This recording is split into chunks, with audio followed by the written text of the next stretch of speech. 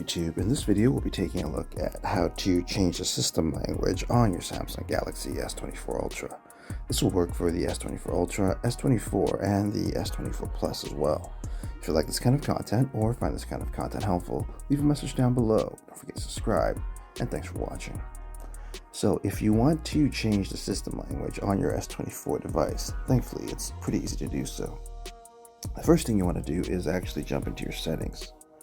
Once you're in your settings, you want to scroll down and you want to look for General Management. So from there, you want to hit General Management, and then from there at the top, there should be a setting called Language, and then from there you can hit Language, and then you can change the language from that menu. And there you have it, everyone. Just a quick tip on how to change the system language on your Samsung Galaxy S24 device. If you like this kind of content or find this kind of content helpful, leave a message down below. Don't forget to subscribe, and thanks for watching.